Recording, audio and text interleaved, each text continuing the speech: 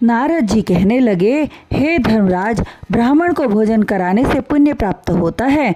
देव कर्म एवं पितृकर्म में कम से कम 3 ब्राह्मणों को भोजन अवश्य कराएं। गृहस्थ आश्रम में देव पितर नाम यज्ञ करने वाले ऋषि मुनि एवं साधु महात्मा का सदैव सम्मान करें तथा यज्ञ एवं श्राद्ध आदि में जीव हिंसा कदापि न करें, इसलिए कि जीव हत्या से श्री नारायण प्रसन्न नहीं होते।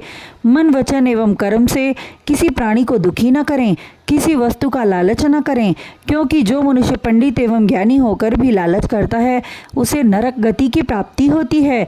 जो ब्रह्मचारी अपने ब्रह्मचर्य को छोड़ता है, जो वानप्रस्थी तप कर्म त्याग कर देता है, उसे पुण्य फल प्राप्त नहीं होता। जो मनुष्य अपने धर्म में दृढ़ नहीं है उसे अधर्मी समझना चाहिए। अधर्म की 5 गति हैं। विधिवत धर्म कार्य करने पर भी बाधा उत्पन्न हो वह विधर्म कहलाता है।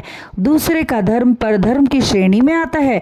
पाखंड तथा दंभ को उपधर्म, स्वेच्छा से धर्म को मान लेना आभास और शास्त्र के वचनों को दूसरे से कहना छल की श्रेणी में आता है। इस प्रकार के अधर्म से सदैव बचें। हे धर्मराज, प्रवृत्ति और निवृत्ति रूप से 2 कर्म ज्ञानी पुरुषों ने कहा है। प्रवृत्ति कर्म के अनुसार प्राणी को बार बार जन्म मृत्यु का चक्कर काटना होता है, किंतु निवृत्ति पर कर्म भक्ति एवं ज्ञान का वह उत्तम मार्ग है जिसे परमेश्वर की प्राप्ति होती है। निवृत्ति परायण पुरुष श्रेष्ठ पुरुष है। वह उत्तरायण मार्ग से ब्रह्मलोक को जाता है। वह आवागमन के चक्कर से छूटकर मोक्ष पद को प्राप्त होता है। नारद जी बोले, हे राजन, पूर्व काल में अपवहरण नाम के रूप में मैं जाना जाता था।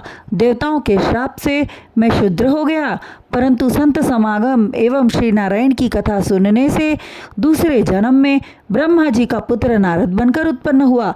देवर्षि नारद के वचनों को सुनकर युधिष्ठिर ने श्री कृष्ण जी को साक्षात नारायण जानकर उनकी पूजा की।